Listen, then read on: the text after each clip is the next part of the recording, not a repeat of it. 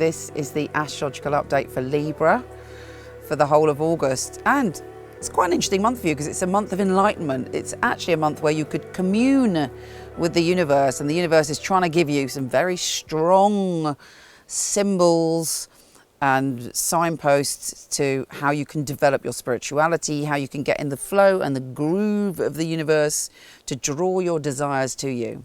Having said that, it's also a month where you might be tempted to lose yourself in sex and drugs and rock and roll, to go off on a crazy kind of rose-tinted glasses dream. All of that energy is around you this month. Now we kick off with the new moon, and the new moon is in your position of community, of networking, and it gives you a very good, flies are attacking me today. It gives you a very good opportunity to connect with and network with new people, to meet a brand new load of contacts. In fact, it also may mean that you're letting go of a project or a group of people that you were connected to in the past. It's a new start for you, which is liberating. We then have Mars, the planet of action and passion, going into your position of communication. You may have an idea that you are really passionate about, but be careful you don't become argumentative or lose your temper with someone who has a different idea or communicates in a different way. Try and keep that beautiful Libran balance within your communication. On top of that, we have Venus, your ruler, shifting signs, and Venus is going in to the position of enlightenment, and it's a direct connection with your higher power if you allow that to happen.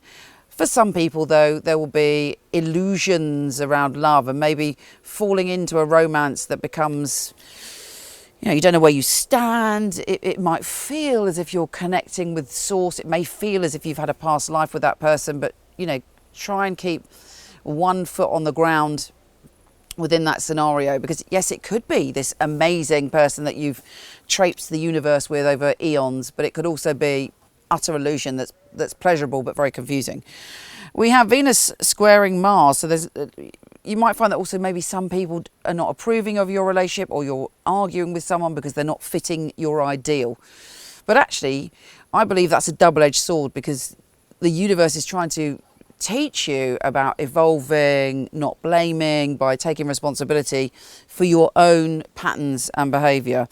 We have Saturn going direct on the 13th, which is very big news.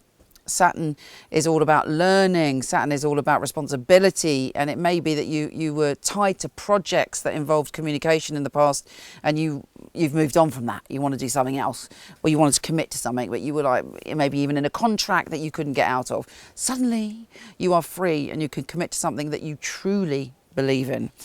We have Venus, your ruler, trining Pluto on the 17th. It's a great time for mixing with family, for healing family wounds, and for maybe creating a deeper level of intimacy with someone. We then have the full moon on the 18th, and that could be a peak, joyful, sexy, creative experience for you. It's at a very, very positive position. Often a full moon can make us feel emotional or freaked out in some way, but this full moon, fingers crossed, is giving you a little bit of pleasure and a peak experience in pleasure. The sun is also joining that energy of the universe and wisdom, but also losing yourself on the 23rd. And Venus is conjunct Jupiter on the 27th in that energy. Now that is probably one of the best days of this month for you.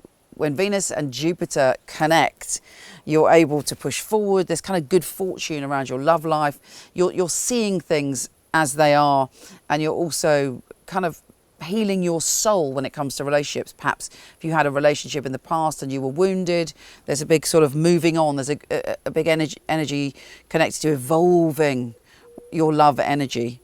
Have I said energy twice then? Sorry about that.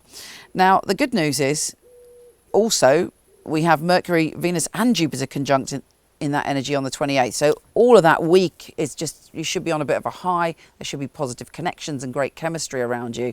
And then Venus, your ruler, goes into your sign, and that's when the fun really begins, and that's on the 30th. You're like, I feel back to myself. You create magic. You can create beauty all around you. You can create beauty in your relationships. You can create beauty in your home. People think you're cool and you're delicious and you're divine, and you have a sort of loving cloak of wonder around you.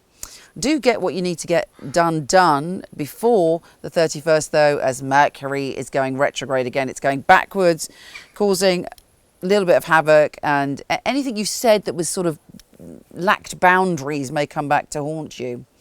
But all in all, I think this has a great potential to heal you, a great potential for you to feel enlightenment and to touch amazing experiences when it comes to your personal relationships and forming new contacts.